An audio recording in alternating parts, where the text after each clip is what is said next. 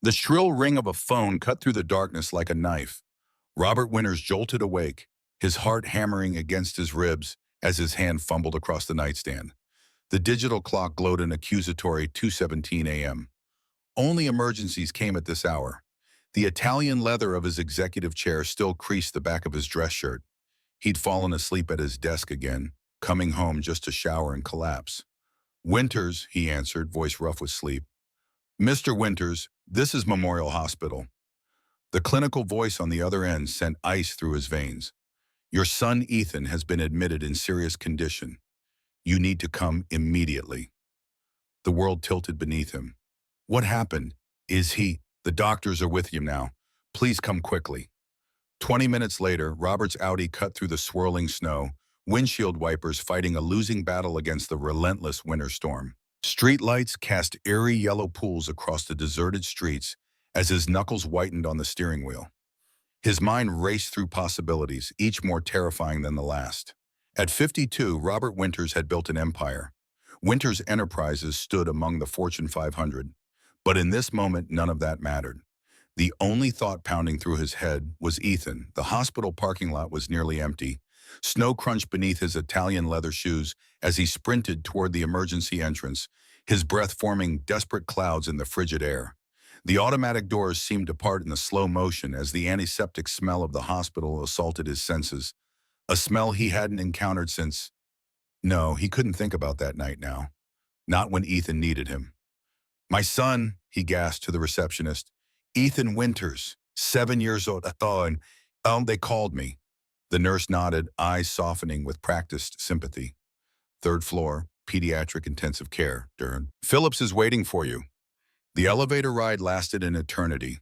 Robert caught his reflection in the polished steel doors, silver hair disheveled, deep lines etched around his eyes, an expensive suit rumpled from sleeping at his desk.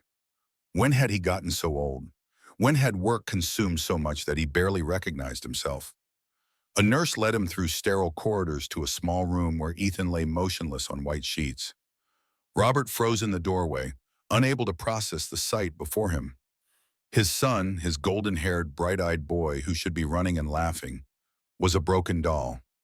Ethan's face was barely recognizable beneath the bruises. One eye swollen shut, lips split, purple blossoming across his cheek. An IV line ran into his tiny arm. A cast encased his left wrist. "Ethan," Robert whispered, dropping to his knees beside the bed. "Son, it's Dad." Ethan's eyelids fluttered. When he saw his father, tears filled his one open eye. He tried to speak but winced with pain.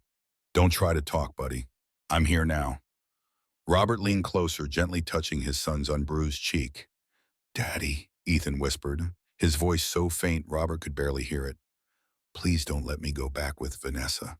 I'm so scared." The world around Robert seemed to freeze. Before he could respond, the door opened and Dr. Phillips entered, his expression grave.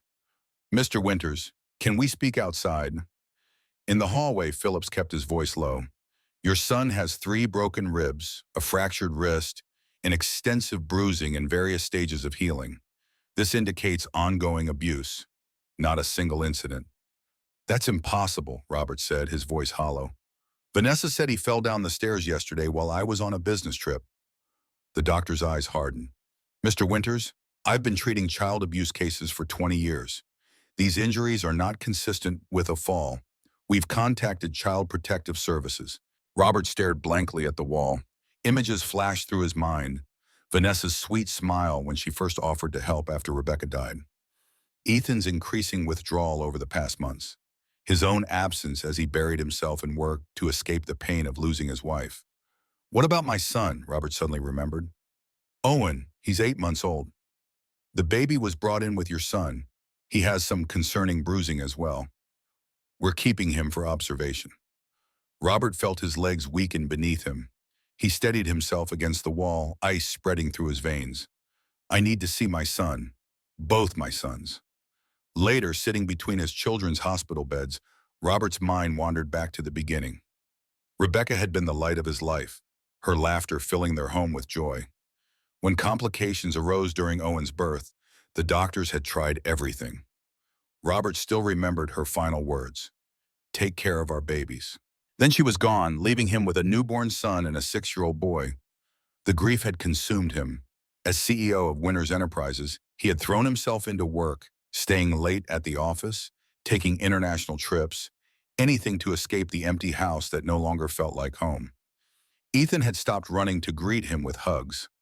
Owen grew from a newborn to a crawling baby, while Robert remained a stranger to his own son.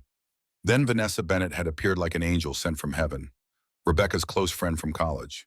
She had stepped in to help with a gentle smile and capable hands, taking care of everything that was broken, including Robert. "You can't do this alone," she had told him. "Rebecca would want me to help." Robert had been pathetically grateful, relieved to leave the child care to someone who seemed to know what she was doing. If Rebecca had been light, Vanessa was his rescue. She held both children as if they were her own, caring for them with what seemed like perfect devotion. At least that's what he had believed. The door to the hospital room opened, pulling Robert from his thoughts. A small woman with an official-looking badge stepped inside. "Mr. Winters, I'm Sarah Chen from Child Protective Services. We need to discuss your children's situation." Robert straightened. "Of course. Can you explain how your son received these injuries?" "I was in Chicago on business. Vanessa called to tell me Ethan had fallen down the stairs. She said she brought him to the hospital immediately." Sarah's expression remained neutral. "According to the medical report, many of these injuries occurred over several weeks. Were you aware of any previous incidents?" "No, I—" Robert stopped, shame washing over him. How many nights had he called home just to say goodnight, not even noticing if Ethan seemed different? How many weekends had he spent at the office while Vanessa took the children to the park? Sarah pulled out a tablet. "Mr. Winters, I need to be direct. Your prolonged absences while your children were in Miss Bennett's care could be interpreted as neglect. The court takes a dim view of parents who fail to protect their children from abuse." Robert felt his chest tighten. "Are you saying I could lose custody of my children?" "It's a possibility we have to consider. The priority is ensuring Ethan and Owen are safe." She paused, studying him. "You have 72 hours before the preliminary custody hearing. If you want to retain custody, you need to demonstrate that you're prioritizing your children's well-being above all else." Her words hit him like physical blows. 72 hours to prove he deserved to be a father. 72 hours to save the only family he had left. "Where is Miss Bennett now?" "She's being questioned by the police. Given the circumstances, she won't be permitted unsupervised contact with your children until the investigation is complete." After Sarah left, Robert moved to Owen's crib. The baby was awake, blue eyes, Rebecca's eyes, watching him curiously. Robert gently lifted his son, examining his arms. Distinct finger-shaped bruises marked the baby's delicate skin. "What has she done to you?" he whispered, rage building inside him. Owen cooed softly, reaching up to touch his father's face, a face that had been largely absent from the baby's life. The realization cut deeper than any knife. Robert had failed his children in the most fundamental duty of a parent. He had failed to protect them. The worst part was he couldn't even deny Sarah Chen's accusation of neglect. How many bedtime stories had he missed? How many of Ethan's questions had he answered with distracted grunts while checking his email? He had outsourced his responsibility to Vanessa, grateful for the freedom to bury himself in work rather than face his grief. Now his children were paying the price. A noise from Ethan's bed caught his attention. The boy was awake, watching him with his one good eye. "Hey, buddy," Robert said, sitting beside him with Owen in his arms. "How are you feeling?" Ethan glanced nervously at the door. "Is she gone?" "Vanessa, yes, she's not here." Ethan seemed to relax slightly. "She hurts Owen too. When he cries, she squeezes his arms until he stops." Robert felt rage building inside him, hot and dangerous. "Ethan, why didn't you tell me?" Tears filled the boy's eyes. "She said you wouldn't believe me, that you loved her more than us, that you'd send me away if I was bad." Each word was like a knife in Robert's heart.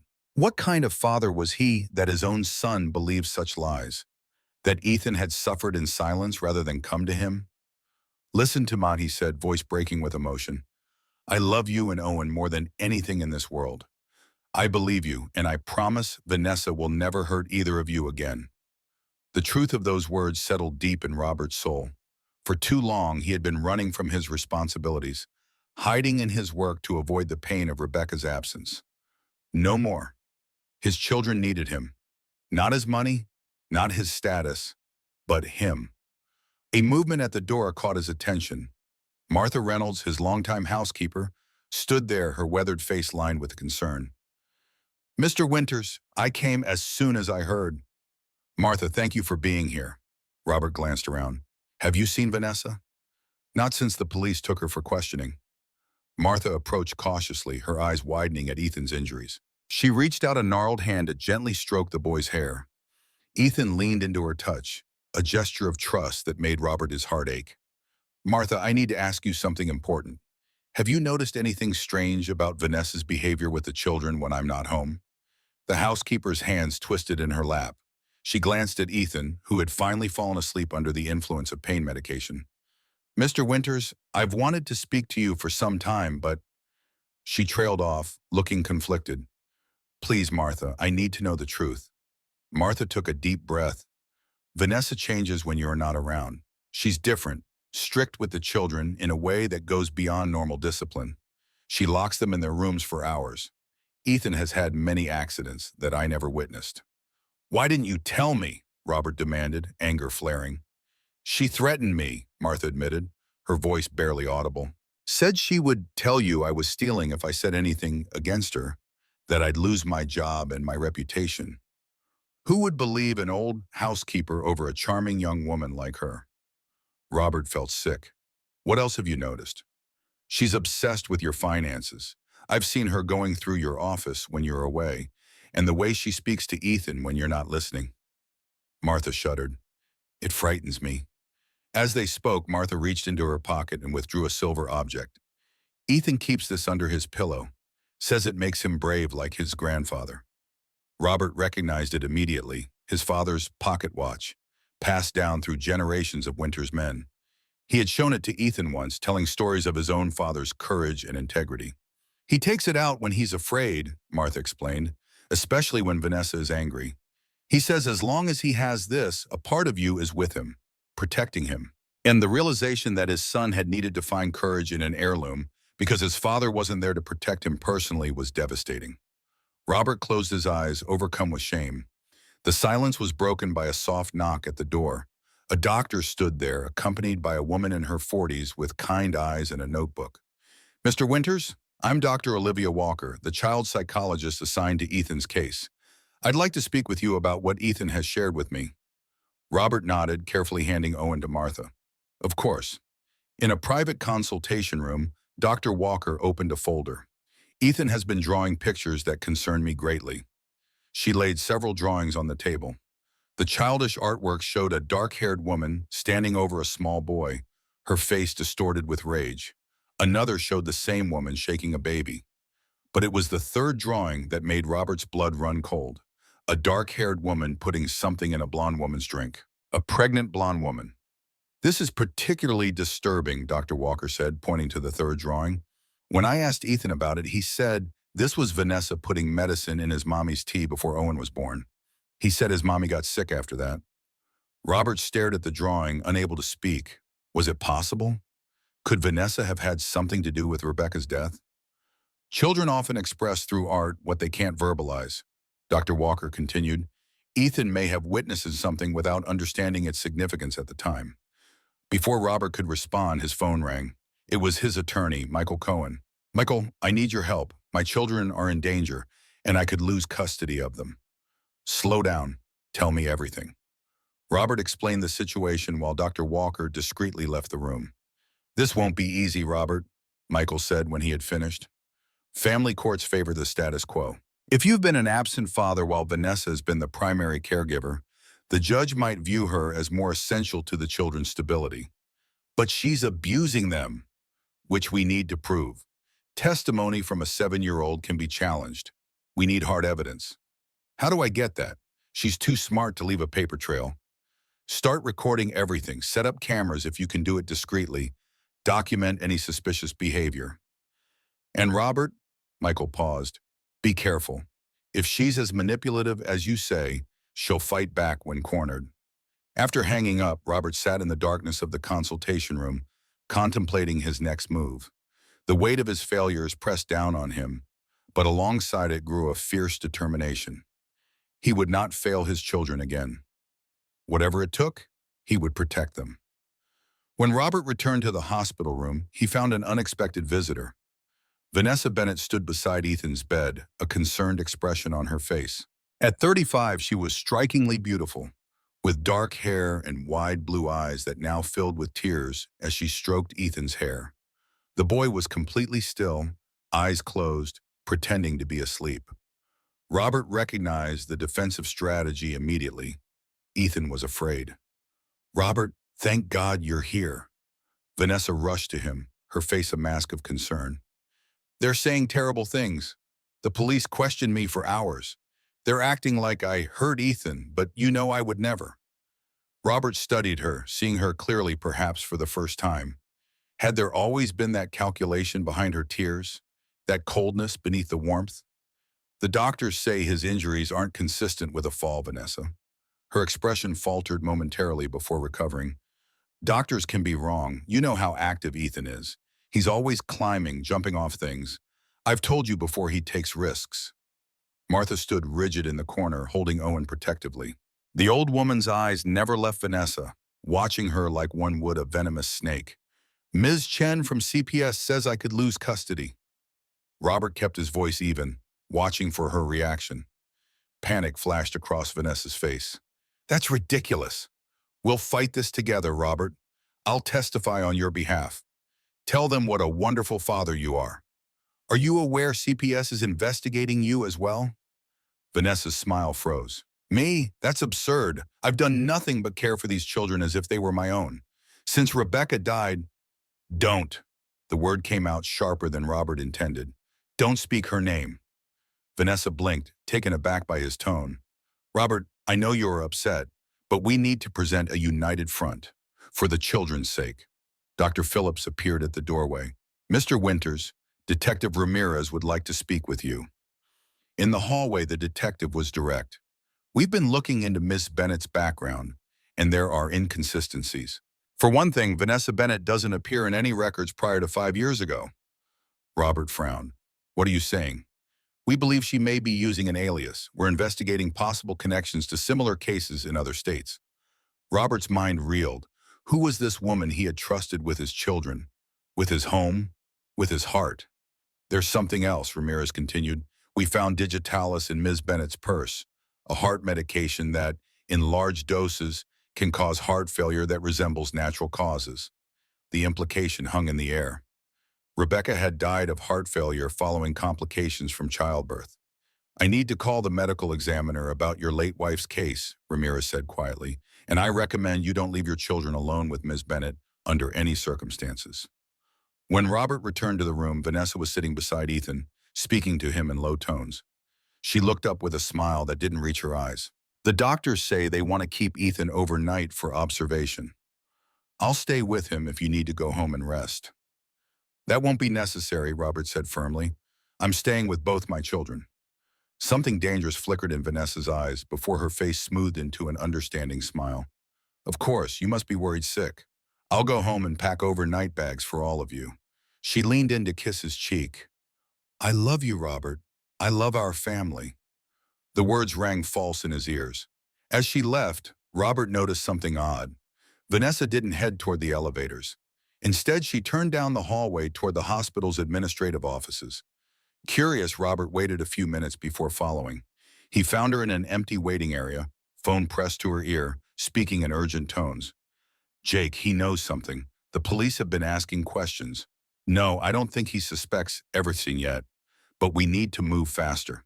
The lake house might still work, but we need to accelerate the timeline. Just get everything ready. I'll handle Robert." She ended the call and Robert slipped back to the children's room before she could spot him. Jake. Who was Jake? And what was this about the lake house? Their secluded vacation property, miles from the nearest neighbor. Robert's phone buzzed with a text from Michael Cohen. "Meet me at your house in an hour. Bringing security specialist. Don't tell Vanessa." By the time Vanessa returned to say goodnight, Robert had his face carefully arranged in a mask of exhausted concern. "I've packed your toiletries and clothes," she said, handing him a bag. "Is there anything else you need?" "Thank you. This should be fine." She lingered, studying him. "Robert, I know this is a shock, but we'll get through it together. The doctors and police are overreacting to an unfortunate accident." "I hope so," he said noncommittally. She touched his arm, her fingers lingering. "Call me if you need anything. Anything at all." After she left, Robert checked the bag she had packed. Instead of his usual sleepwear, she had included the silk pajamas she had given him for Christmas. He emptied the bag completely, finding a small pill bottle labeled Ambien tucked in the side pocket. Sleeping pills he had never seen before. Later that night, after Ethan and Owen had fallen asleep, Robert slipped out to meet Michael at the house. The security specialist Michael had brought installed hidden cameras throughout the common areas and provided Robert with a small recording device to carry. "Remember," the specialist warned, "in most states you need two-party consent for audio recording, but video without audio in your own home is generally permissible." Robert nodded. "I understand the legal risks, but my children's safety comes first." When he returned to the hospital before dawn, Martha was still awake, keeping vigil beside the children. "She came back," Martha whispered. "After you left. She said she forgot to give you something, but when she saw you weren't here, she just stood watching the children sleep for almost 10 minutes. Then she checked their medical charts." Robert felt a chill run down his spine. Did anyone stop her? A nurse came in eventually and asked her to leave. "Mr. Winters," Martha hesitated, "there's something else. Last month I found a strange document in Vanessa's dresser when I was putting away laundry. It looked like a life insurance policy. On you for $5 million. The next morning, Robert woke stiff from sleeping in the chair beside Ethan's bed. His son was still asleep, his bruised face peaceful in repose. Owen gurgled softly in his crib, batting at a hanging mobile. Robert picked up his son, marveling at how much he had grown in the months Robert had been distracted by work. Owen had Rebecca's eyes, deep blue and inquisitive. He reached up to touch his father's face with chubby fingers. "I'm so sorry, little man," Robert whispered. "I haven't been the father you deserve." A knock at the door announced Dr. Phillips. "Mr. Winters, Ethan is being discharged this morning. Both children are stable enough to go home, but I strongly recommend they not return to an environment where Ms. Bennett has access to them." "I understand. I've made arrangements." Before they could leave, Sarah Chen from CPS arrived to confirm the temporary custody arrangement. "Mr. Winters, given the circumstances, we're permitting you to retain temporary custody of your children, provided Ms. Bennett has no unsupervised contact with them. We'll be monitoring the situation closely until the hearing." "I understand. And I want to be clear. I fully support the investigation into Ms. Bennett. My children's safety is my only concern." Sarah studied him. "The court will also want to see evidence that you're personally involved in their care, not delegating it to another caretaker. Your work schedule has been noted as a concern." Robert met her gaze steadily. "I've already addressed that. As of this morning, I'm taking a leave of absence from my position as CEO. My children need me." Sarah's eyebrows rose slightly. "That's a significant change. The court will certainly take that into account." After she left, Robert made the call he'd been dreading. The board of directors would be shocked. Winters Enterprises was in the middle of a major expansion, with contracts to sign and investors to meet. But as he spoke with the chairman, explaining his family emergency, Robert felt a weight lifting. For the first time in years, he was choosing what truly mattered. "David can handle the day-to-day operations," he concluded. "I'll be available for emergency consultations, but my children must come first right now." "Of course, Robert," the chairman said. "Family always comes first. Take whatever time you need." The morning news was reporting a major winter storm approaching, the worst in decades. Heavy snow was expected for days, potentially causing power outages and making travel hazardous. Perfect timing, Robert thought grimly. When they arrived home, Vanessa was waiting, a breakfast spread laid out on the dining table. "Welcome home," she said brightly. "I made pancakes, Ethan's favorite. I thought it might cheer him up." "That's thoughtful." Robert settled Owen into his high chair, watching how Ethan instinctively moved to stay on the opposite side of the table from Vanessa. "I'm going to stay home today," Robert announced casually. Actually, I've decided to take a leave of absence from work. The children need me right now. Vanessa froze momentarily before recovering. That's wonderful, Robert. The children will be so happy to have you around more, and it gives me a chance to go back to my volunteer work at the hospital. The hospital? Where she claimed to spend 3 days a week helping cancer patients? Another lie to investigate. I thought I'd take Ethan to the park today if he feels up to it, Robert said. Some fresh air might do him good. Oh, I don't think that's wise. Vanessa's tone remained pleasant, but her eyes hardened slightly. The doctor said he needs rest. And what about your meeting with the Singapore investors? You've been planning that for months. David can handle it. The children are my priority now. Vanessa studied him over the rim of her coffee cup. This is quite a change, Robert. Just last week, you said the Singapore deal was make or break for the company's Asian expansion. Near-death experiences have a way of shifting perspectives. He met her gaze steadily. Something dangerous flickered in Vanessa's eyes before she smiled. Of course. Family first. That's what Rebecca would want. The mention of his late wife in Vanessa's mouth made Robert's skin crawl, but he forced himself to smile back. The game had begun. Vanessa was suspicious, and he needed to be careful. While Vanessa was upstairs showering, Robert slipped into her room. In her dresser, beneath layers of carefully folded lingerie, he found a burner phone. The call log showed frequent communications with a number saved simply as J. He was about to replace the phone when it vibrated in his hand. A text message appeared on the screen. Time running out. Winter's suspicious. Need to accelerate plans. Robert felt a chill run down his spine. Vanessa wasn't working alone. He quickly photographed the message and returned the phone to its hiding place. Next, he checked her closet, finding a locked metal box tucked behind her shoes. Robert noted its location but didn't attempt to open it. He couldn't risk Vanessa knowing he had been searching her things. As he turned to leave, his eye caught on something beside her bed. Rebecca's silver watch, an heirloom passed down through her family. Robert distinctly remembered placing it in Rebecca's jewelry box after her funeral. How had Vanessa gotten it?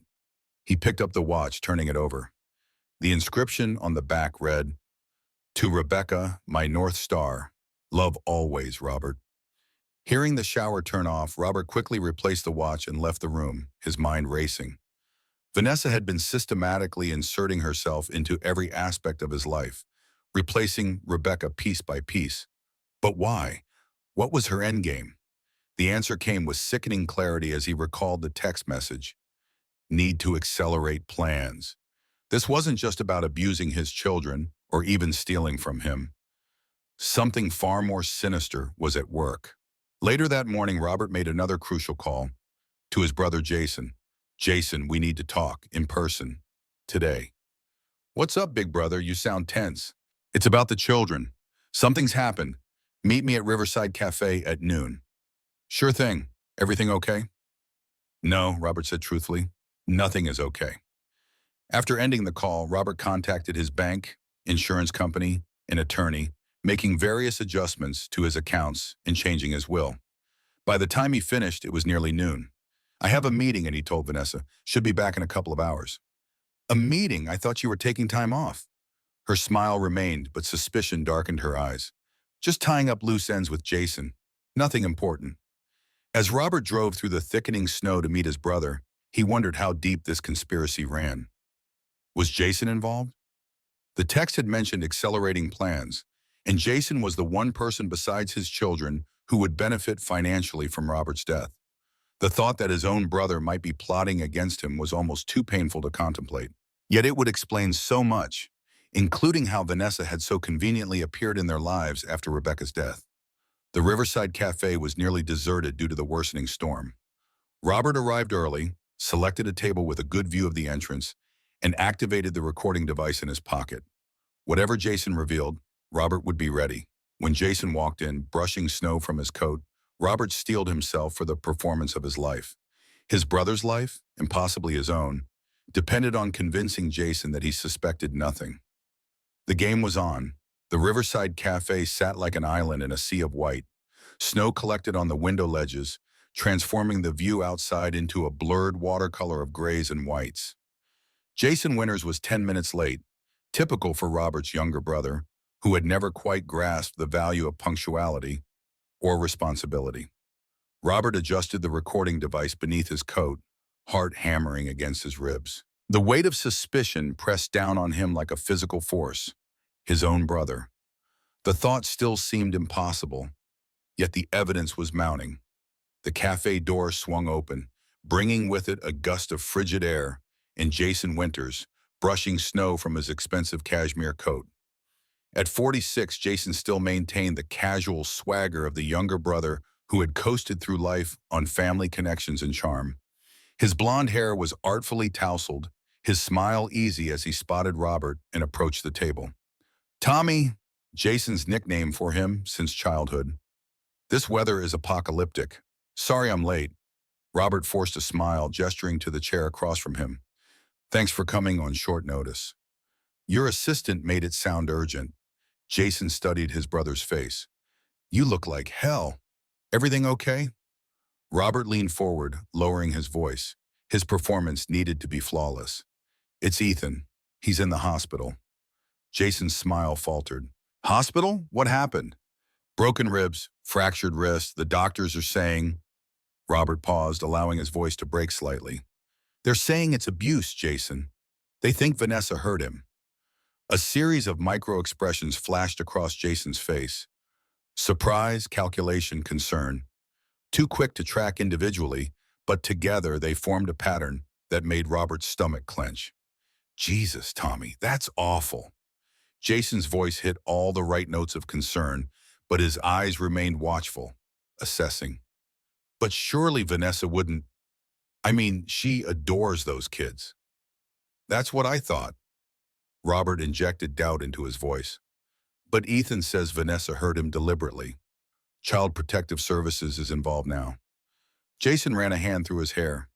Kids make up stories sometimes, you know, especially after losing their mother. Ethan's probably confused, mixing up dreams with reality. The casual dismissal of Ethan's suffering made Robert want to reach across the table and grab his brother by the throat. Instead, he sighed heavily. Maybe, but there's a custody hearing in 3 days. If the judge believes Ethan, I could lose the kids.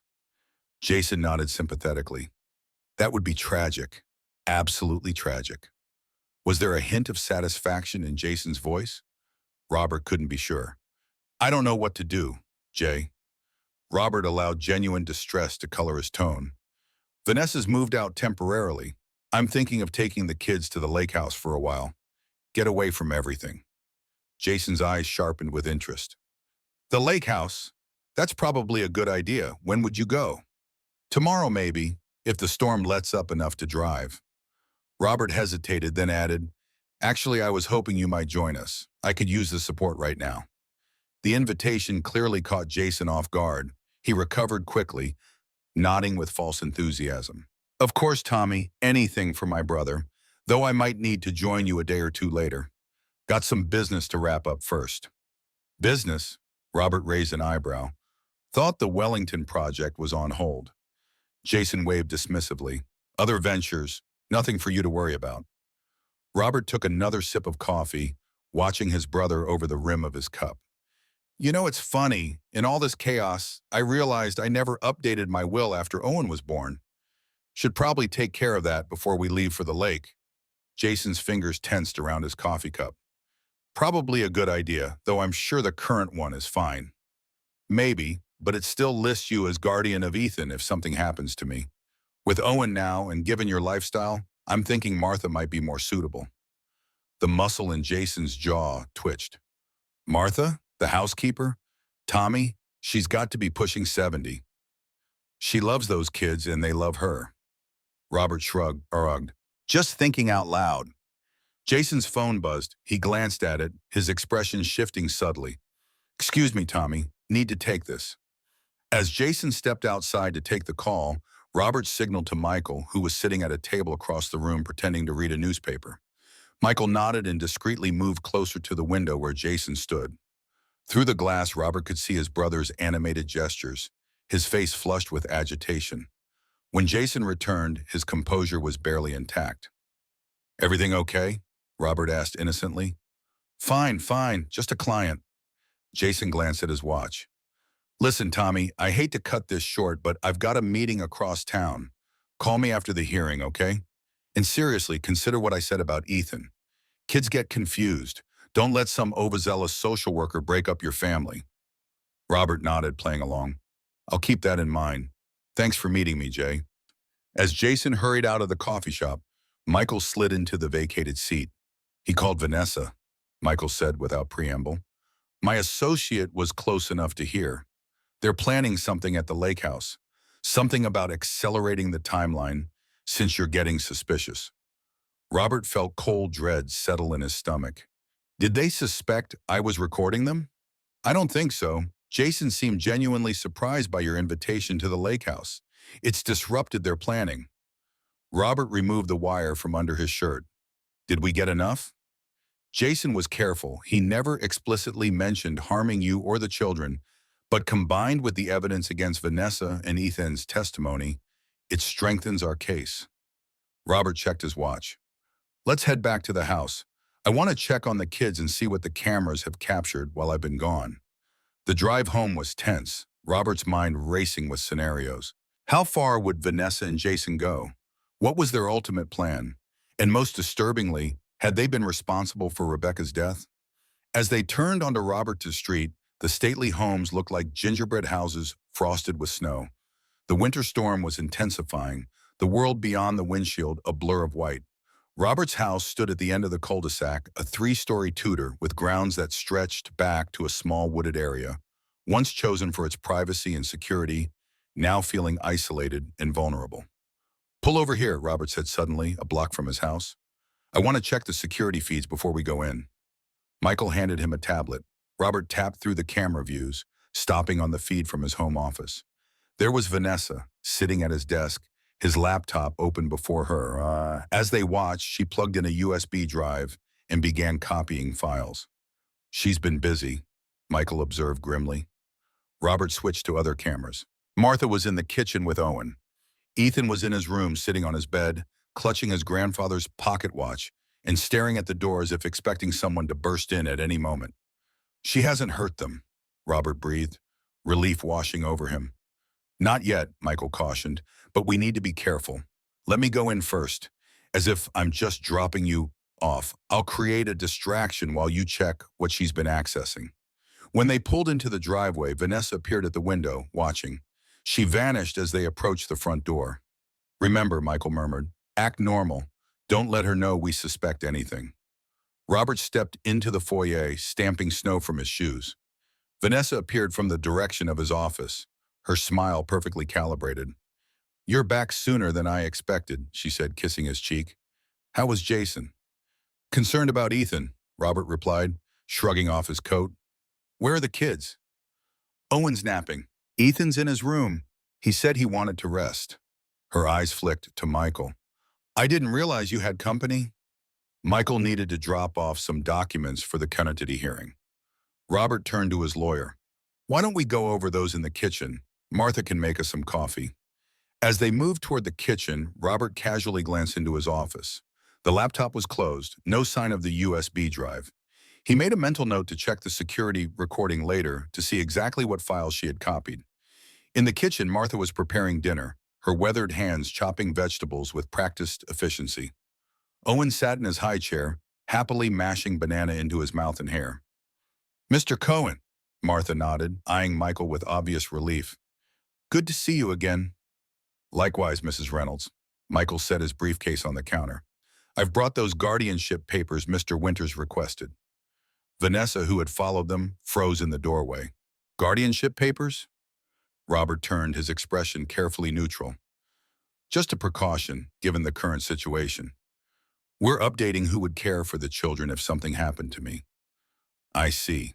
Vanessa's voice was controlled, but her eyes flashed with something dangerous. And you didn't think to discuss this with me first? It seemed prudent, considering the allegations against you. The kitchen fell silent.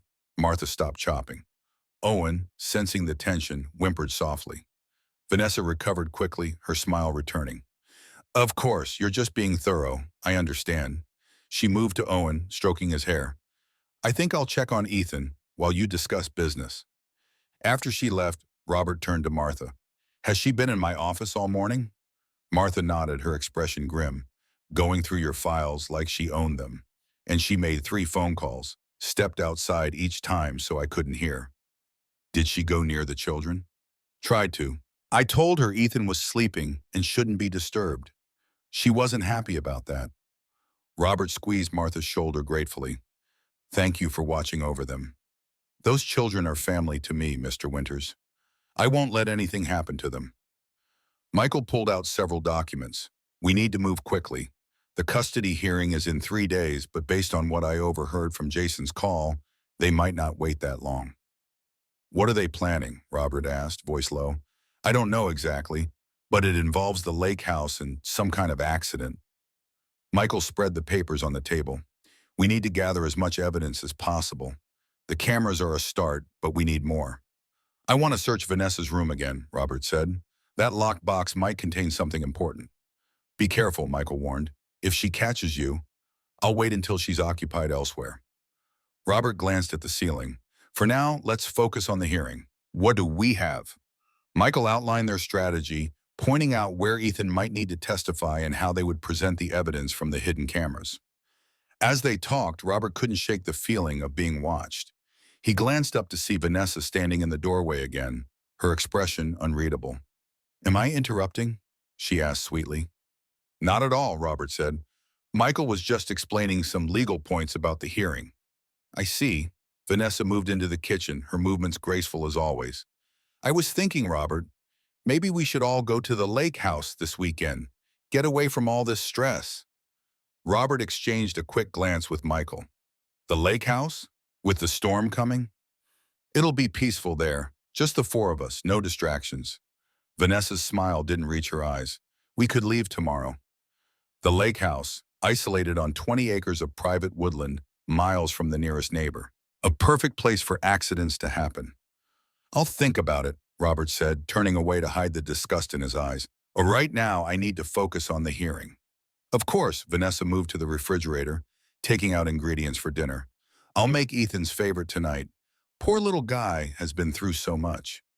After Michael left, ostensibly, but actually parked down the street monitoring the security feeds, Robert went to check on Ethan. He found his son sitting cross-legged on his bed, still clutching the pocket watch. Hey, buddy, Robert said softly, sitting beside him. How are you feeling? Ethan glanced nervously at the door. Is she gone? Vanessa? No, she's downstairs cooking dinner. Ethan's shoulders slumped. I don't want to eat her food, Dad. She puts things in it sometimes. Robert's blood ran cold. What kind of things? Medicine that makes me sleepy.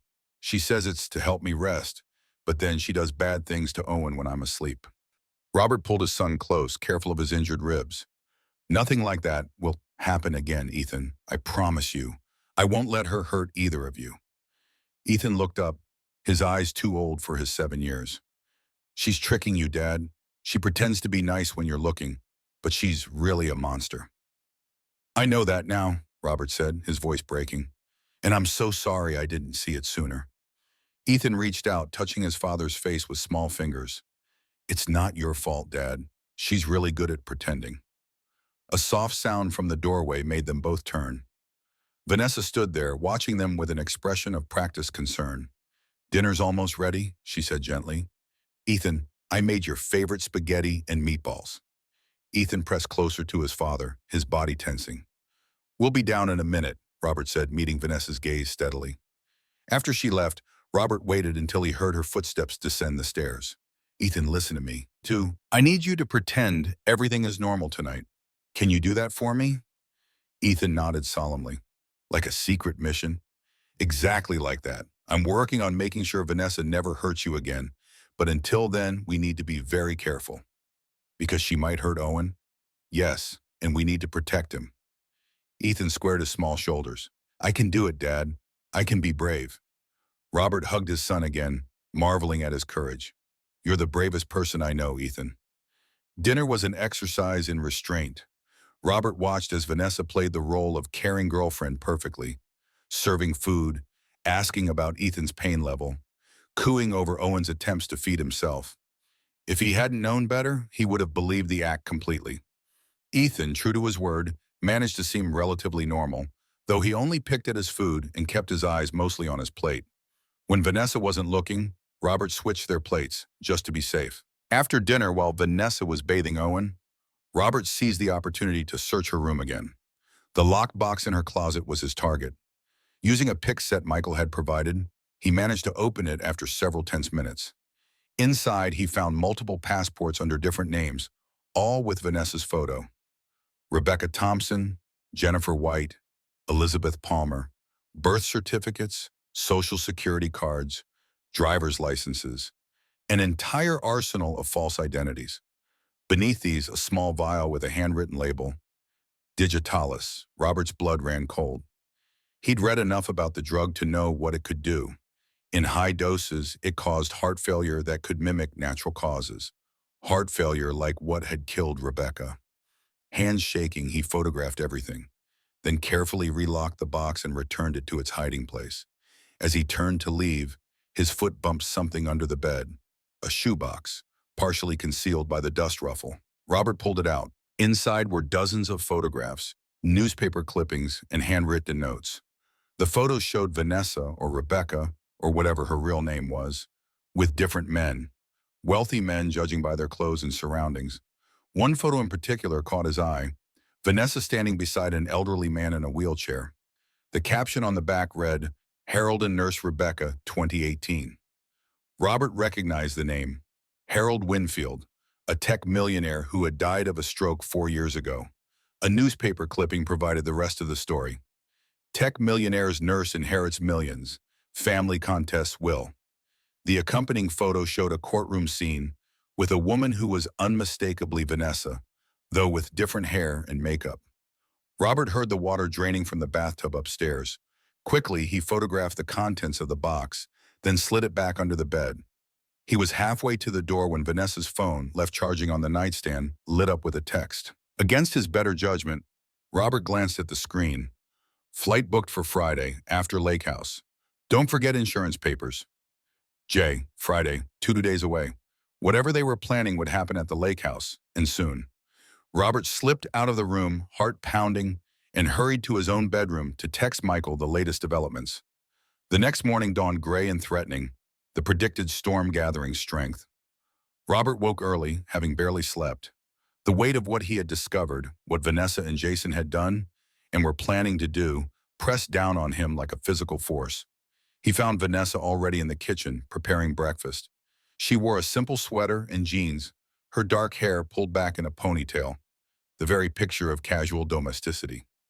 It was chilling how easily she shifted between identities. Good morning, she said brightly. I made your favorite omelet. Thanks. Robert accepted his plate, watching as she moved around the kitchen with practiced ease. How many other homes had she infiltrated like this? How many other families had she destroyed? I've been thinking about what you said, he ventured, about the lake house. Vanessa paused, trying to hide her sudden interest. Oh? Maybe you're right. It might be good for us to get away. Focus on being a family again. Really? She couldn't quite mask her eagerness. When were you thinking? Tomorrow? The storm is supposed to clear by then. Vanessa smiled, the predatory gleam in her eyes barely concealed. Perfect. I'll start packing today. After breakfast, Robert went to his office, ostensibly to work, but actually to review the security footage from the previous day. He watched as Vanessa systematically copied his financial documents, searched his emails, and photographed his will. In one particularly disturbing clip, she stood over Owen's crib while the baby slept, just staring down at him with an expression devoid of any warmth or affection. A soft knock at his door interrupted his viewing. It was Martha, her face lined with concern. Mr. Winters, there's something you should see. She led him to Ethan's room. His son was sitting at his small desk, drawing intently. When Robert entered, Ethan quickly covered his artwork with his arm. It's okay, Ethan, Martha said gently. Show your father what you've been drawing. Hesitantly, Ethan moved his arm. The drawing showed a dark-haired woman putting something in a cup, while a blonde woman, clearly pregnant, sat nearby. A man who looked like Jason stood in the background, watching.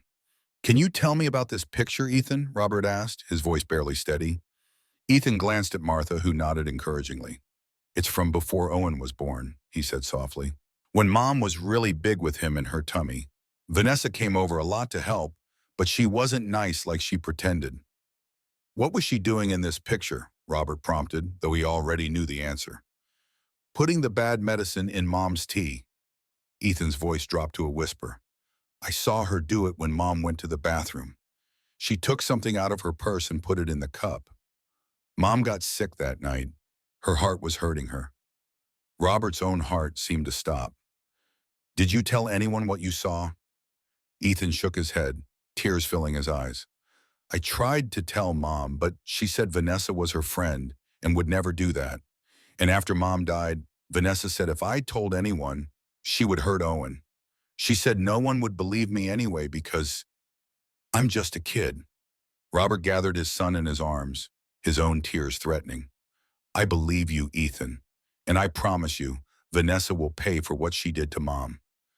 After Ethan calmed down, Robert called Dr. Walker, the child psychologist. She arrived within the hour, gently interviewing Ethan and examining his drawings. When they spoke privately afterward, her assessment was clear.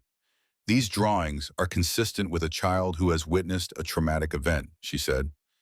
The details are too specific to be fabrication, especially given Ethan's age. He's depicting something he actually saw. The poisoning of his mother, Robert said flatly. Dr. Walker nodded grimly. Children often express through art what they can't verbalize. Ethan has been carrying this knowledge, afraid to speak up because of Vanessa's threats and his fear of not being believed. Will he have to testify at the hearing? It would strengthen your case considerably, but it's also important to consider the psychological impact on Ethan. She handed Robert a file. I've documented my professional assessment of Ethan's drawings and testimony. This will help, whether or not he takes the stand. After Dr. Walker left, Robert received a call from Detective Ramirez. Mr. Winters, we've made some disturbing discoveries about Vanessa Bennett, or should I say Rebecca Thompson. She's been linked to at least 3 suspicious deaths over the past decade, all wealthy men who changed their wills shortly before dying of seemingly natural causes. She killed my wife, Robert said, the words catching in his throat.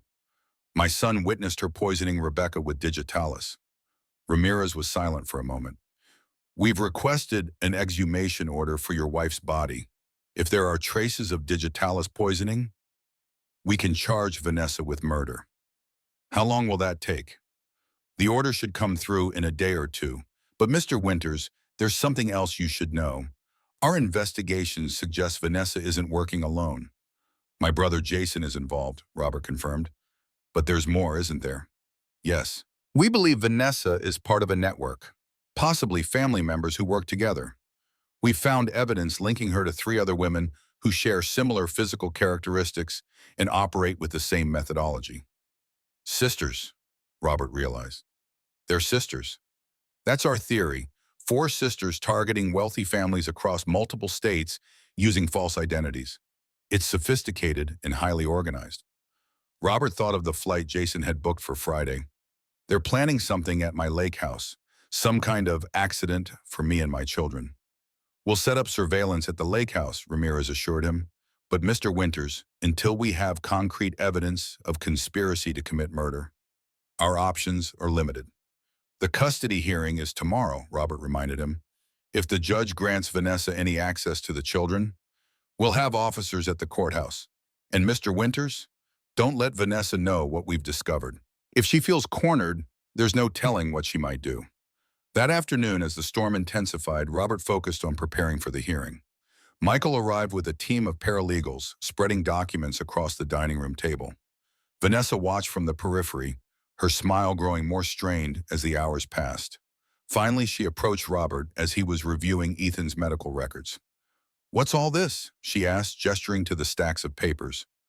Preparation for tomorrow's hearing, Robert replied without looking up. You're really going through with this? Her voice took on a harder edge. After everything I've done for this family? Robert met her gaze. The evidence is clear, Vanessa, or should I call you Rebecca? Her face paled slightly, but she recovered quickly. I don't know what you're talking about. I think you do. Robert pulled out a copy of one of the passports he'd photographed. Rebecca Thompson, Elizabeth Palmer, Jennifer White. How many names have you used over the years? How many families have you destroyed? For a moment, Vanessa seemed genuinely shocked, her mask slipping to reveal the calculation beneath. Then she laughed, a cold sound that raised goosebumps on Robert's arms. You've been busy, she said, her voice different now, harder, with none of the warmth she usually affected. But you're not as clever as you think. I know what you did to Rebecca, Robert said, his voice low but intense. Ethan saw you poison her tea. He's been carrying that knowledge for years, too afraid to speak up. The imaginings of a disturbed child, Vanessa dismissed. No judge will believe him over me. The medical examiner might. We've requested an exhumation order for Rebecca's body. That hit home. Real fear flashed in Vanessa's eyes before she controlled it. You have no proof of anything, she said, her voice steady again. Only the word of a 7-year-old boy and circumstantial evidence. If you pursue this, Robert, you'll regret it. Are you threatening me? I'm giving you a choice. Vanessa leaned closer. Drop the custody hearing. Tell the authorities there was a misunderstanding. We go to the lake house tomorrow as planned, a happy family getting away from the stress. Or what? Or I will make sure you never see your children again. Her voice was soft, almost gentle, but her eyes were glacial. One phone call, Robert. That's all it takes to set certain things in motion. Things that can't be undone. Robert felt a chill that had nothing to do with the winter storm raging outside. You would hurt innocent children? Your best friend's children? Something like regret flickered across Vanessa's face. It didn't have to be this way. If you had just fallen for me like you were supposed to, none of this would have been necessary. Rebecca was never right for you. Too soft, too conventional. I could have given you so much more.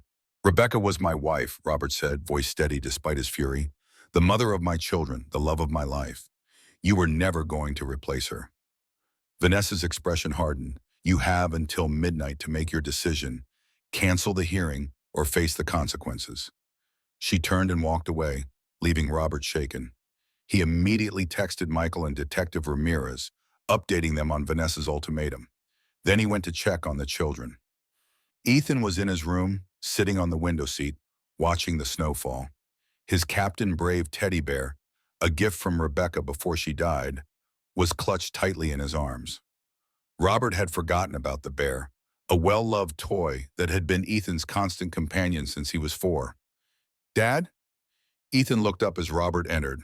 Is everything okay? You look scared. Robert tried to smile reassuringly. Just a little worried about the hearing tomorrow, but it's going to be fine. Ethan hugged his bear tighter. Captain Brave says we need to be strong, like real soldiers. Robert sat beside his son, noticing something odd about the teddy bear. One of its eyes seemed to glint in the light, more like glass than the plastic button it should have been. That's good advice, Robert said, studying the toy more carefully. There was a small seam in the back of the bear's head that hadn't been there before, almost invisible unless you were looking for it. Captain Brave is very wise. Ethan nodded solemnly. He sees at everything, even when people think he's not watching. That's his superpower. A chill ran down Robert's spine as he realized what his son was telling him. Somehow, Ethan had placed a camera in his teddy bear. But how and when? As if reading his thoughts, Ethan whispered, Dr. Walker gave him special eyes. She said it would help keep us safe. The child psychologist had given Ethan a camera-equipped bear. Robert felt a surge of gratitude toward the woman who had taken his son's fears seriously enough to provide this protection. That was very smart of Dr. Walker, Robert said quietly, and very brave of you to help her. Ethan's small chest puffed up with pride. I'm not scared anymore, Dad. Well, maybe a little, but Grandpa's watch helps me be brave, and so does Captain Brave. And now you're home all the time, so the monsters can't get us. Robert hugged his son, careful of his injured ribs. That's right, buddy. Dad's not going anywhere. And tomorrow, we're going to make sure the monsters never hurt anyone again. That night, after the children were asleep, Robert met with Michael and Detective Ramirez in the guest house, safely away from Vanessa's ears. The snow had temporarily stopped, leaving an eerie stillness outside. She's getting desperate, Michael said. The ultimatum proves it. She knows we're close to exposing everything. But what is she planning? Robert paced the small living room. She mentioned setting things in motion with one phone call. Probably signaling her sister or sisters, Ramirez suggested. Based on our investigation, they work as a team, creating elaborate scenarios to target wealthy families. We've gained an unexpected advantage, Michael said, pulling out a tablet. Dr. Walker contacted me about the camera she placed in Ethan's teddy bear. It's been recording Vanessa when she's alone with the children. He tapped the screen and a video began to play. Vanessa was in Ethan's room while the boy pretended to sleep. She was on the phone speaking in low, urgent tones. It's moving too fast. He knows about the identities, maybe more. No, he mentioned the lake house, so that's still on. We stick to the plan. Tragic accident, grief-stricken father who can't go on after losing his children. Yes, all three of them. The insurance is in place, and the will still names Jason as beneficiary. Tomorrow night at the lake, make sure you're in position by 7. Robert felt physically ill. She's planning to kill us all tomorrow night. We have enough to arrest her now, Ramirez said, reaching for his phone. Wait, Robert stopped him. If you arrest her, what about the sisters? And Jason? They'll disappear, regroup, target another family. What are you suggesting? Michael asked, though his expression suggested he already knew. We proceed with the custody hearing tomorrow, Robert said. Let Vanessa think she still has the upper hand. Meanwhile, we set a trap at the lake house. Ramirez frowned. That's extremely dangerous, Mr. Winters. You'd be putting yourself and possibly your children at risk. My children will be safe. I'll make sure of that. But this may be our only chance to catch the entire network. Robert's eyes hardened with determination. These people killed my wife. They abused my son. They were planning to murder my children. I want them all behind bars where they can never hurt another family again. After a long silence, Ramirez nodded reluctantly. We'll need to coordinate carefully, and your children absolutely cannot be part of this. Agreed, Robert said. Martha will take them to a secure location tomorrow after the hearing. Only the three of us will know where they are. As they hammered out the details of their plan, snow began to fall again, thick flakes swirling in the darkness. The storm was intensifying, a fitting backdrop to the danger that loomed ahead. Back in the main house, Robert found Vanessa waiting in the darkened living room, a glass of wine in her hand. It's nearly midnight, she said, her voice deceptively soft. Have you made your decision? Robert hesitated, then nodded. You win, Vanessa. I'll call off the hearing in the morning. We'll go to the lake house as planned. Relief and triumph flashed across her face before she controlled her expression. You're making the right choice, Robert, for all of us. Just promise me one thing, he said, forcing vulnerability into his voice. Promise me you'll never hurt the children again. Vanessa crossed to him, placing a cold hand against his cheek. I would never hurt our family, Robert. Everything I've done has been for us. Our family. The words made his skin crawl. This woman had killed his wife, abused his son, and was now planning to murder them all. Yet she stood before him, speaking of family as if she had any right to the word. I believe you, he lied, meeting her gaze steadily. Vanessa smiled, the expression never reaching her eyes. Get some rest, darling. Tomorrow's a big day for all of us. As she left the room, Robert remained standing in the darkness, the weight of what was to come pressing down on him. Tomorrow, he would face the woman who had destroyed his family. Tomorrow, he would seek justice for Rebecca. And tomorrow, one way or another, this nightmare would end. Morning arrived gray and threatening, the predicted storm having briefly paused overnight as if gathering strength. Robert stood at his bedroom window, watching snowflakes begin their silent descent once more. The weather forecast warned of the worst blizzard in a decade set to arrive that evening. Fitting, he thought grimly, for what was to come. In the bathroom, he studied his reflection. Silver hair disheveled, lines etched deep around his eyes. When had he aged so much? The past week had transformed him, stripped away the comfortable illusions of his life. The successful CEO, the grieving widower finding new love, the busy father doing his best. All lies. The truth was far simpler and more painful. He had failed his family in the most fundamental way. Today he would begin to make it right. Downstairs, Vanessa was already in the kitchen, preparing breakfast with practiced domesticity. She looked up as he entered, her smile perfectly calibrated. "Good morning, I made your favorite. Belgian waffles with fresh berries." Her voice was warm honey, no trace of last night's cold ultimatum. "The children aren't up yet." "I'll wake them," Robert said, accepting the coffee she offered. Their fingers brushed, and he forced himself not to recoil. "Have you called to cancel the hearing?" Vanessa asked, her tone casual, but her eyes sharp with calculation. "Not yet. I'll do it after breakfast." Something flickered across her face. Doubt, suspicion. But she masked it quickly. "Don't forget, we need to leave for the lake house by noon to beat the worst of the storm." "I remember." Robert sipped his coffee, watching her over the rim. Had she poisoned this too? He set it down untouched. Upstairs, he found Ethan already awake, sitting cross-legged on his bed, with Captain Brave clutched tightly to his chest. The boy's eyes were solemn, too old for his 7 years. "Today's the hearing, right, Dad?" he asked quietly. Robert sat beside him, the bed dipping under his weight. "Yes, but there's been a change of plan." He lowered his voice to a whisper. "We're going to pretend I canceled it. Vanessa thinks we're going to the lake house instead." Ethan's eyes widened. "Is this part of the secret mission?" "Exactly." Robert squeezed his son's shoulder gently. "But I need you to be very brave today. You might have to tell the judge what Vanessa did to you and Owen. What you saw her do to Mom." Fear flickered across the boy's face, then resolved into determination. He touched the silver pocket watch beside him. "I can do it, Dad, for Mom."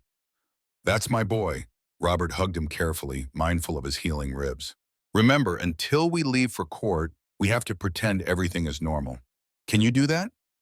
Ethan nodded solemnly. "I'm good at pretending. I had to do it a lot when she was being mean." The simple statement cut through Robert like a blade. How many times had his son masked his fear, put on a brave face, while suffering in silence? How many opportunities had Robert missed to see the truth? "Not anymore, but the Amity promised. No more pretending after today." Martha was already in Owen's room, the baby gurgling happily as she changed him. The elderly housekeeper looked up as Robert entered, her weathered face set with determination. "Everything's prepared for today, Mr. Winters," she said quietly. "I've packed a bag for the children as you requested." "Thank you, Martha." Robert picked up Owen, inhaling the sweet baby smell of him. "You remember what to do after the hearing?" "Yes, sir. Take the children directly to the safe house. No detours, no phones, no contact with anyone except you, Mr. Cohen, or Detective Ramirez." "And if I don't call by midnight?" Her eyes hardened with resolve. "Then I follow the emergency protocol." Robert nodded, grateful beyond words for this woman who had become family. Let's hope it doesn't come to that. Breakfast was an exercise in deception. Robert forced himself to eat the waffles Vanessa had prepared, to engage in casual conversation about the lake house, to smile and nod at appropriate intervals. Ethan, true to his word, played his part perfectly, keeping his eyes down, speaking only when spoken to, exactly how he normally behaved around Vanessa. "I've been thinking," Robert said as they finished eating, "maybe we should invite Jason to join us at the lake. He always cheers Ethan up." Vanessa's fork paused halfway to her mouth. "Jason? I thought you wanted family time." "Jason is family," Robert replied evenly, watching her reaction. "Besides, he called earlier asking about Ethan, seemed genuinely concerned." "Of course." Vanessa recovered quickly, her smile returning. "That's a lovely idea. Though with the storm coming, he might not make it up until tomorrow." "I'll call him anyway." Robert stood, kissing the top of Ethan's head. "I need to make a few work calls too. Then we'll get ready to leave." In his office, door locked, Robert called Michael. "Everything set?" he asked, voice low. "Judge Harrison will see us at 11, Michael confirmed. "Ramirez has officers in place. Martha and the children will be taken to the safe house immediately afterward." "And the lake house?" "Surveillance team is setting up now. If Vanessa or Jason make a move, we'll know." "What about the sisters?" Michael hesitated. "That's the wild card. We don't know which one is helping her or where she might be. But Ramirez has officers watching all roads to the lake." "It's not enough," Robert said, staring out at the falling snow. "These women have been doing this for years. They're careful, methodical. If they suspect a trap, one step at a time, Robert. First the hearing, then the lake house. We'll get them all, I promise. After hanging up, Robert sat at his desk, head in his hands. The plan had so many variables, so many things that could go wrong. But it was their best chance to catch the entire network, Vanessa, Jason, and the sisters, and make sure they never hurt another family. He opened his drawer, removing the small recording device he'd hidden there. Evidence of Vanessa's late-night calls, her admission of planning an accident at the lake house. It wouldn't be enough for a conviction on its own, but combined with Ethan's testimony and the exhumation results, it painted a damning picture. A soft knock at the door startled him. He quickly replaced the device and unlocked the door. Vanessa stood there, a suitcase in hand. "I've finished packing for the lake. Did you cancel the hearing?" Robert nodded, the lie coming easily. "All taken care of." The judge was surprisingly understanding. Relief washed over her face. "Wonderful. We'll put all this unpleasantness behind us and be a family again." "That's all I want," Robert said, meeting her gaze steadily. The irony of speaking truth wrapped in lies wasn't lost on him. At 10:30, while Vanessa was upstairs finishing her packing, Robert gathered Ethan, Owen, and Martha in the kitchen. "It's time," he said quietly. "Martha, bring the car around back. Ethan, get your coat and Captain Brave. I'll get Owen ready." As they moved with practiced efficiency, the result of hours spent planning, Robert's phone rang. The caller ID showed Detective Ramirez. "We may have a problem," Ramirez said without preamble. "One of our officers spotted a woman matching the description of Vanessa's possible sister entering a hotel near the courthouse. She checked in under the name Victoria Bennett." Victoria. Robert's blood ran cold. "That's too close to be coincidence." "Exactly. We're watching her, but if she's anything like Vanessa, she won't make a move until it serves her purpose," Robert finished. "Keep me updated." He hung up as Ethan returned, bundled in his winter coat, Captain Brave tucked securely under one arm. The boy's face was solemn but determined. "Ready, Dad?" Robert knelt to his son's level. "Remember what we talked about? No matter what happens in that courtroom, I'm proud of you. You're the bravest person I know." Ethan's small chest puffed up slightly. A man's true strength isn't in his muscles, but in doing what's right even when he's afraid. He recited the words as if they were scripture. Robert blinked in surprise. "Where did you hear that?" "Grandpa told me, before he died, when I was scared of the dark." Robert's throat tightened. His father, gone 5 years now, still teaching his grandson courage when it mattered most. They were almost to the back door when Vanessa's voice cut through the silence. "Going somewhere?" She stood at the kitchen entrance, arms crossed, eyes cold with suspicion. Gone was the warm, nurturing mask she had worn all morning.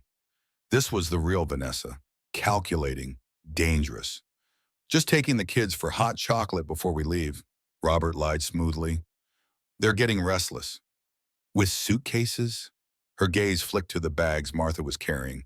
"And why are you all wearing your best clothes?" Almost as if her eyes narrowed. "The hearing. You didn't cancel it, did you?" "Vanessa," Robert began, but she cut him off with a laugh that held no humor. "I should have known. You're too sentimental, Robert, too obsessed with justice." She shook her head as if disappointed in a child. "I gave you a chance. I offered you a way out." Her hand slipped into her pocket, emerging with her phone. "One call, remember? That's all it takes." "Don't," Robert warned, instinctively moving to shield Ethan and Owen. Vanessa's smile was cold as she pressed a button. Too late. For several long seconds, nothing happened. Then, with a suddenness that made them all jump, the power went out. The kitchen plunged into gray semi-darkness, the only light coming from the snow-reflected daylight through the windows. "What did you do?" Robert demanded, clutching Owen tighter. "Just evening the odds," Vanessa replied calmly. "Did you really think I wouldn't have contingency plans, Robert? Me, of all people?" Outside, Martha's car engine started. Relief washed through Robert. Martha had made it out with the emergency bag. Now, if he could just get the children to... The back door burst open, admitting a swirl of snowflakes and a woman who could have been Vanessa's twin. Same height, similar features, though her hair was blonde where Vanessa's was dark. She held a gun with practiced ease. "Victoria, I presume," Robert said, feeling Ethan press against his leg in terror. The woman smiled, the expression chillingly similar to Vanessa's. "Hello, Robert. I've heard so much about you." "You're late," Vanessa said sharply. "Unavoidable. The storm is getting worse." Victoria's eyes scanned the kitchen, landing on the children. These must be the famous Winters boys. My, they do look like their mother. The casual mention of Rebecca from this stranger's lips sent a surge of rage through Robert. "What do you want?" "Originally, your money, your company, your life," Vanessa answered, moving to stand beside her sister. "Now, just to disappear cleanly. You've complicated things considerably." "The judge is expecting us," Robert warned. "If we don't appear—" "You won't appear?" Victoria interrupted. "In about 2 minutes, the police will receive reports of your car skidding off the road in this terrible storm. By the time they realize it's a false alarm, we'll be long gone." Robert's mind raced. Martha was outside. She would call for help. The hearing was in less than 30 minutes. If he could just stall. "And then what?" he asked. "You can't honestly think you'll get away with kidnapping 2 children in broad daylight." Vanessa's expression softened with something almost like regret. "It didn't have to be this way, Robert. We could have been happy together. You, me, the children, a ready-made family." "You killed their mother," Robert said, his voice low with controlled rage. "A necessary step," Victoria said dismissively. "Rebecca was in the way." Ethan made a small, wounded sound. Robert felt him trembling against his leg. "Enough talking," Vanessa decided. "Victoria, take the baby. I'll handle Robert and Ethan." As Victoria stepped forward, Robert made his move. He lunged sideways, pushing Ethan toward the pantry door. "Run, Ethan, now!" The boy needed no further urging. He bolted for the pantry, which connected to the garage through a service corridor. Victoria swung her gun toward him, but Robert was already moving, throwing himself at her. They collided with bone-jarring force, the gun discharging into the ceiling as they crashed to the floor. Owen wailed in Robert's arms, terrified by the noise. Victoria struggled beneath him, surprisingly strong for her size. Behind them, Vanessa was already pursuing Ethan. "Go after the boy," Victoria shouted. "I'll handle this one." Robert scrambled to his feet, Owen clutched protectively against his chest. He had to reach Ethan before Vanessa did. The pantry door hung open, revealing the dark corridor beyond. He plunged into it just as Victoria fired again, the bullet splintering the doorframe beside his head. The service corridor was pitch black with the power out. Robert felt his way along the wall, moving as fast as he dared with Owen in his arms. Ahead, he could hear the sounds of pursuit. Vanessa's quick footsteps, Ethan's labored breathing. The boy was still recovering from his injuries. He couldn't outrun an adult for long. Robert emerged into the garage just in time to see Vanessa grab Ethan by the collar of his coat. The boy twisted, fought, but she was too strong. "Let him go, you!" Robert roared, startling Owen into a fresh bout of wailing. Vanessa spun, dragging Ethan with her. "Stay back, Robert. Don't make this harder than it needs to be." "Daddy!" Ethan cried, still struggling. Captain Brave fell from his arms, landing on the concrete floor with a soft thud. Victoria appeared behind Robert, gun trained on his back. "Put the baby down and step away," she ordered. "If you hurt my children," Robert began. "We don't want to hurt them," Vanessa interrupted, her voice softer now. "They're valuable to us. Insurance, if you will." "Insurance?" Robert repeated, mind racing for a way out of this nightmare. "Against interference," Victoria explained coldly. "You're going to do exactly as we say, or the children will suffer. It's very simple." The garage door began to rise automatically. Outside, a black SUV idled in the driveway, engine running, windows tinted. A third figure sat behind the wheel, features indistinct through the falling snow and darkened glass. "Our ride is here," Vanessa announced, dragging a still-fighting Ethan toward the vehicle. "Bring the baby, Victoria." "What about him?" Victoria jerked her chin toward Robert. Vanessa studied Robert, her expression almost sad. "Secure him in the basement. Jason will deal with him when he arrives." "Jason's coming here?" Robert asked, seizing on this new information. "Within the hour," Victoria confirmed. "He has his own role to play in this drama." As they spoke, Martha appeared at the end of the driveway, rushing toward the house. Victoria noticed her immediately, swinging her gun toward the elderly woman. "No!" Robert shouted, lunging forward. The gun discharged. Martha crumpled to the snow-covered driveway, a bloom of red spreading across her chest. "Martha!" Ethan screamed, renewing his struggles against Vanessa's grip. "Stupid old woman," Victoria muttered, "always interfering."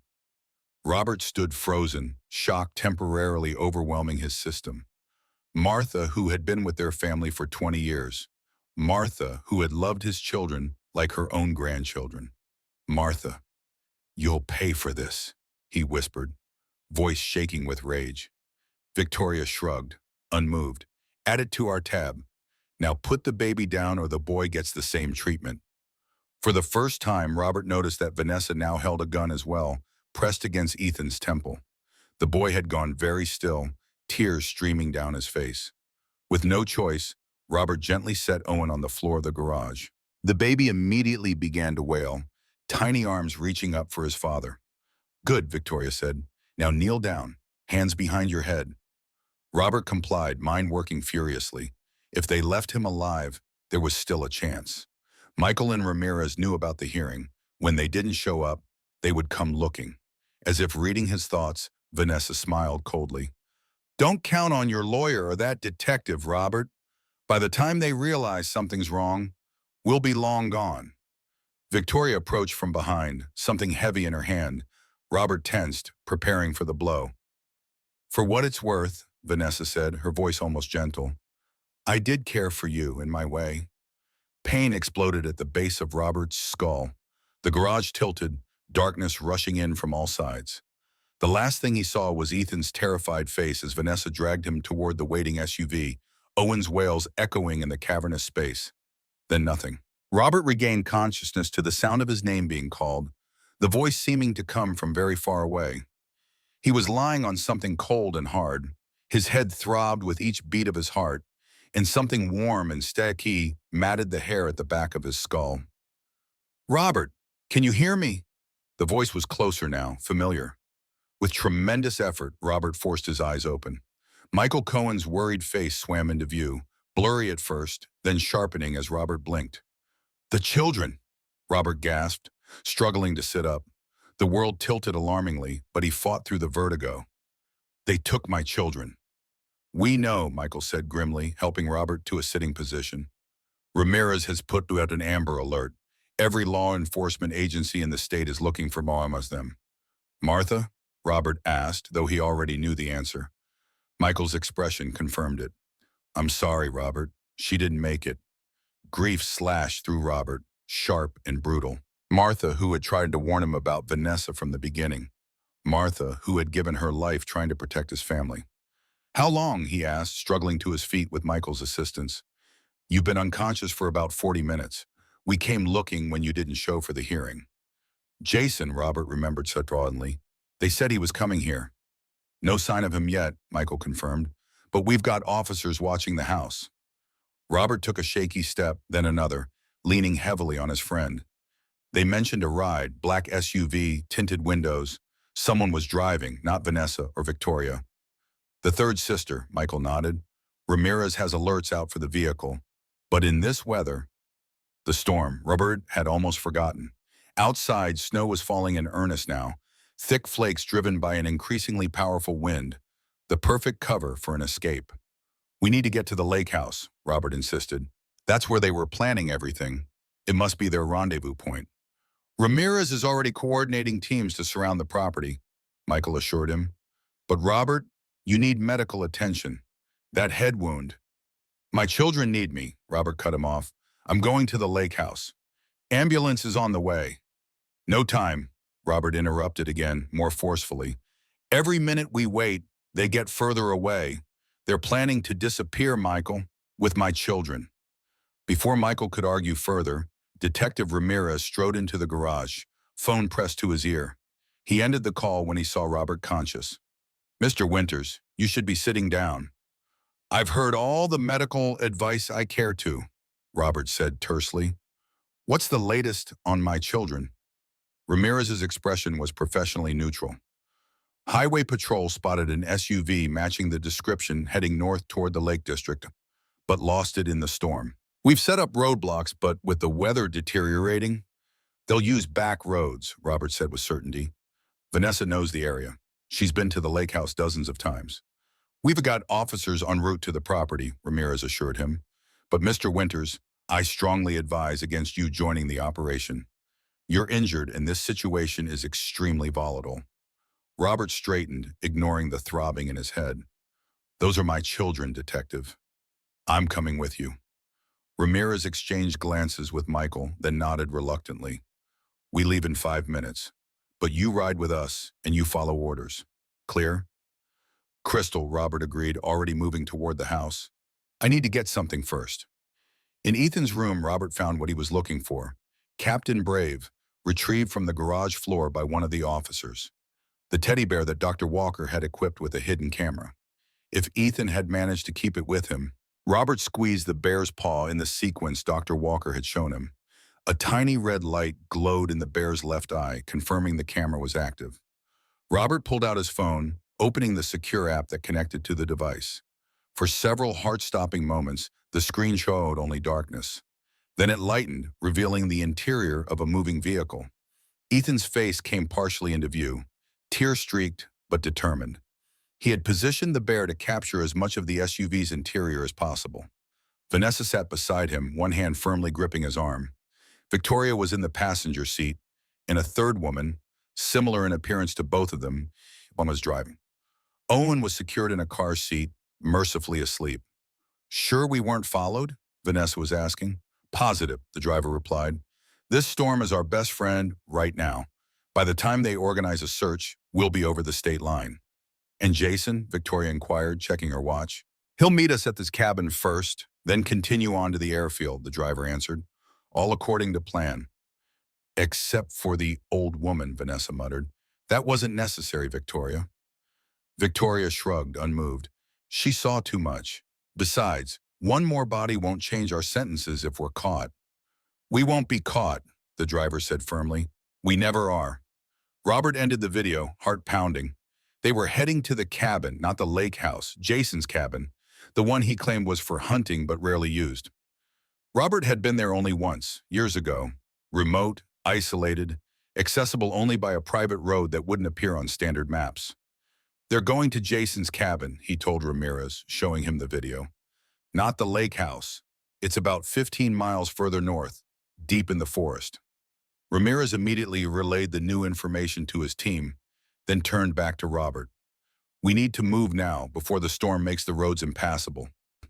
The drive was harrowing. Snow fell in blinding sheets, the wind howling like a living thing as it pushed against their vehicle.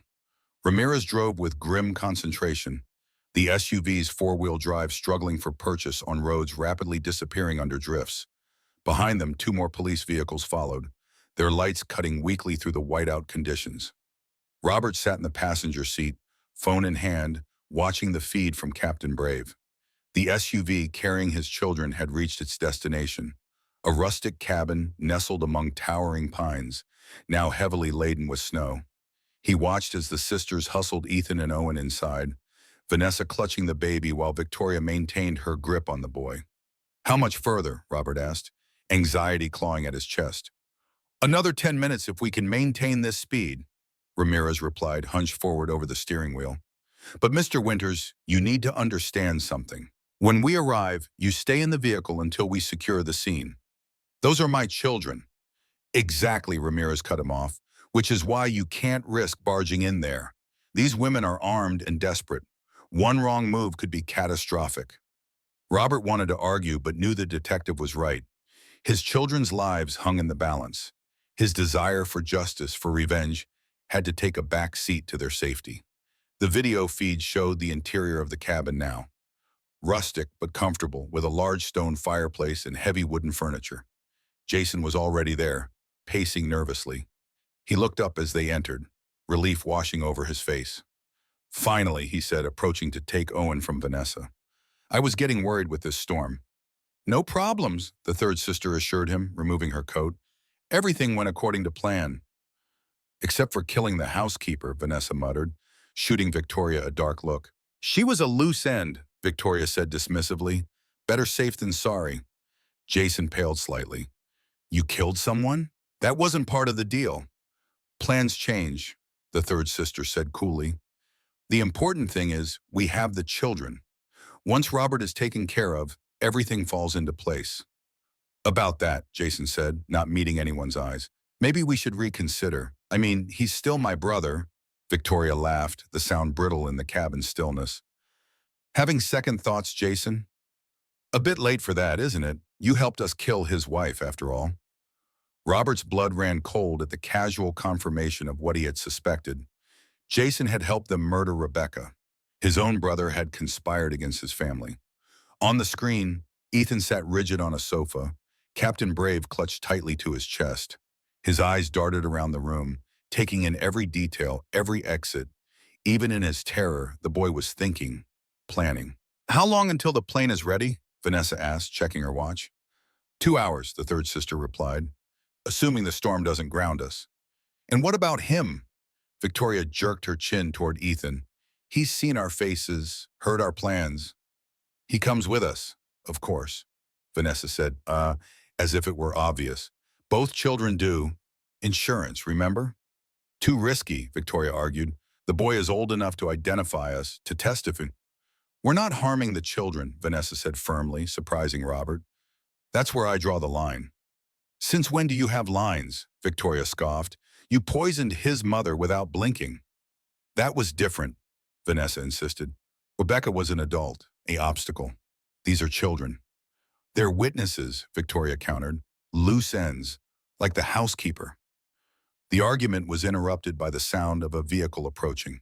All 4 adults tensed, Victoria drawing her gun immediately. Expecting company? She asked sharply.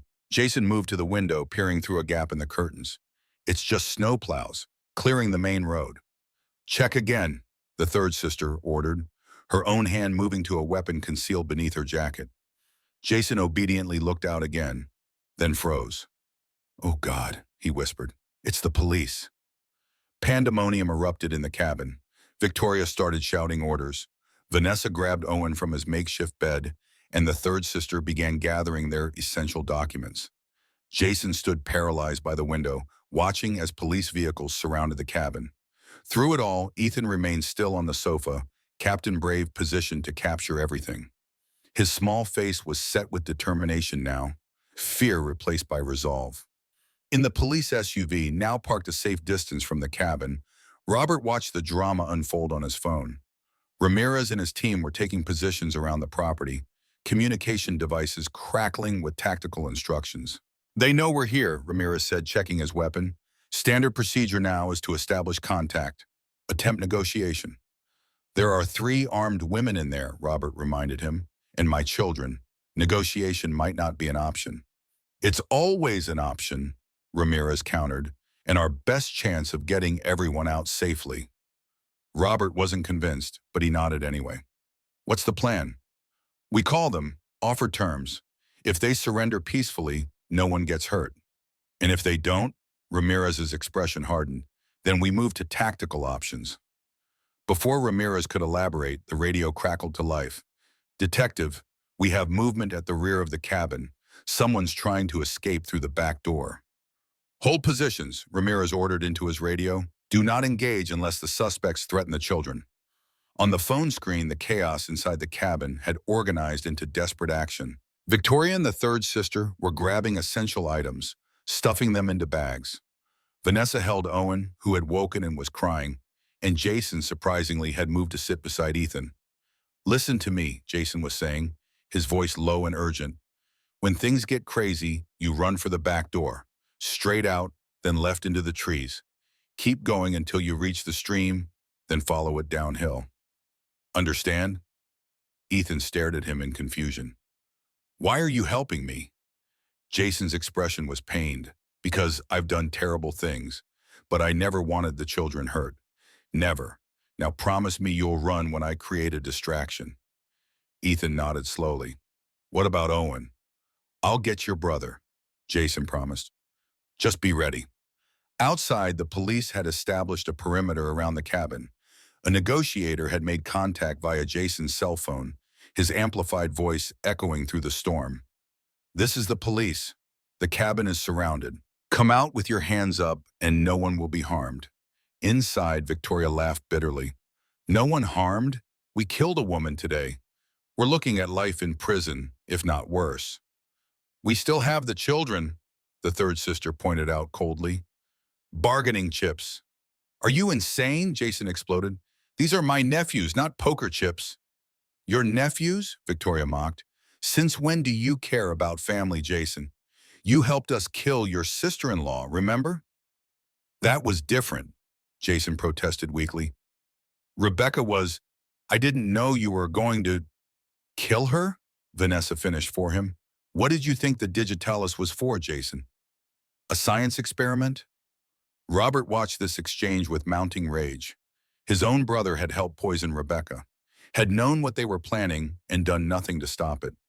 On the screen, Jason's face contorted with what looked like genuine remorse. "I've done a lot of terrible things in my life, but this ends now." He turned to Ethan. "Remember what I told you. Be ready." Before anyone could react, Jason lunged for Victoria, grappling for her gun. "Run, Ethan," he shouted. "Now!" Ethan bolted from the sofa, Captain Brave still clutched to his chest. The camera bounced wildly as the boy ran toward the back of the cabin. Behind him, a gunshot cracked through the air, followed by a man's cry of pain. "Stop him," Vanessa shouted, still holding Owen. The third sister moved to intercept Ethan, but the boy was quick, ducking under her outstretched arm and continuing toward the back door. He fumbled with the lock, finally wrenching it open and bursting out into the swirling snow. "He's out," Ramirez announced, spotting Ethan emerge from the cabin. "Move in! Secure the child!" Officers converged on the small figure struggling through knee-deep snow. Captain Brave held above his head like a signal flag. One reached him, scooping him up and carrying him swiftly toward the safety of the police vehicles. Robert was out of the SUV instantly, heedless of Ramirez's orders to stay put. He ran toward his son, snow blinding him, wind cutting through his inadequate coat. Nothing mattered except reaching Ethan. The officer deposited Ethan beside a police cruiser just as Robert arrived. For one frozen moment, father and son stared at each other through the swirling snow. Then Ethan launched himself forward, colliding with Robert's chest in a desperate embrace. "Dad," he sobbed, his small body trembling violently. "They shot Uncle Jason." Robert held his son tightly, relief making his knees weak. "You're safe now. You're safe." "But Owen," Ethan pulled back, his face frantic. "They still have Owen." Before Robert could respond, another gunshot echoed from the cabin, followed by shouts and the crash of breaking glass.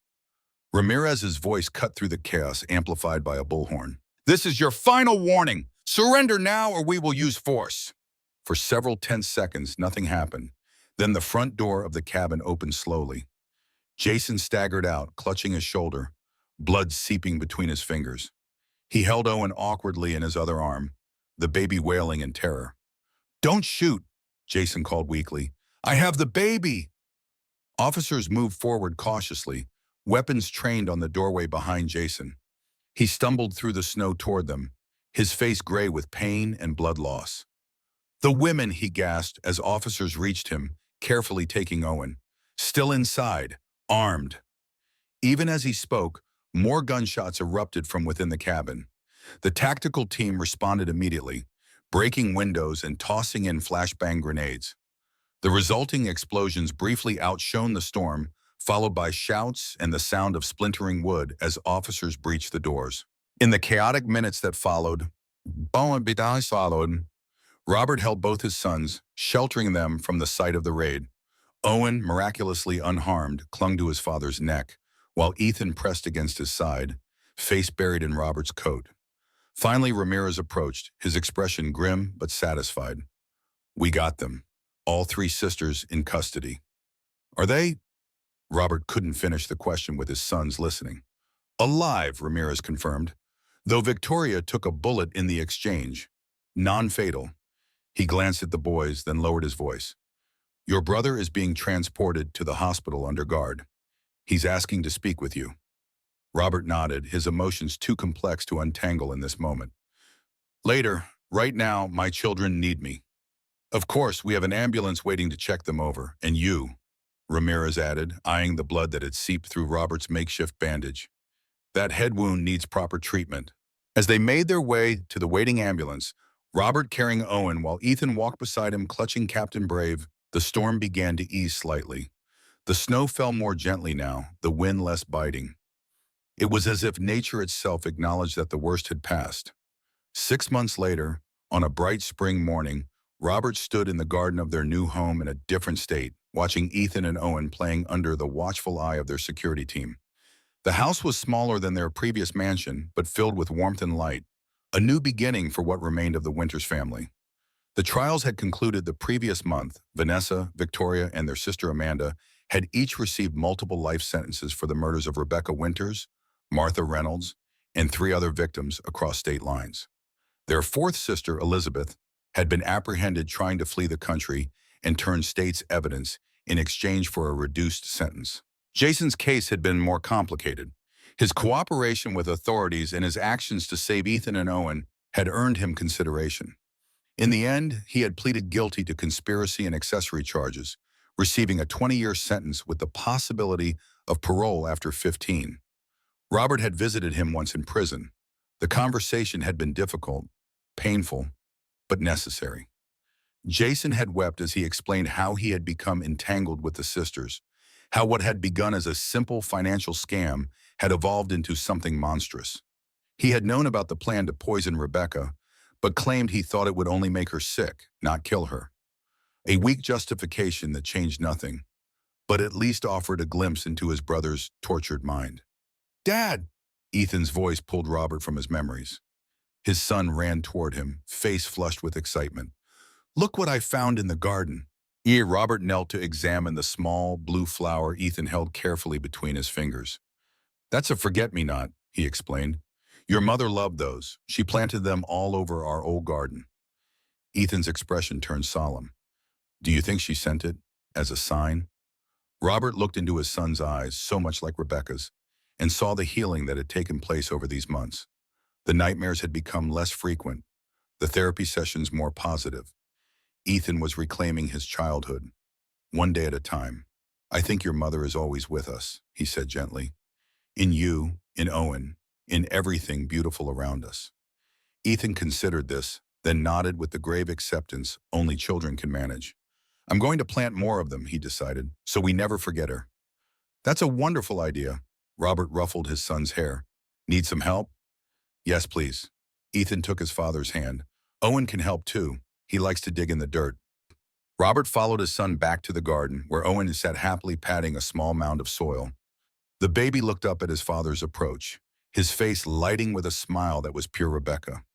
As they knelt together in the warm earth, planting tiny seeds that would blossom into a living memorial, Robert felt a sense of peace he had thought forever lost. The wounds would never fully heal, the betrayal, the washos, the knowledge of how close he had come to losing everything, but they had begun to close. Life continued, and in this simple moment, with soil under his fingernails and his children's laughter surrounding him, Robert Winters found something he had feared destroyed forever: hope. In the distance, a single silver pocket watch hung from a nail on the garden shed, catching the spring sunlight, a reminder that time moved forward, carrying them all into a future that, while forever changed, still held the promise of joy.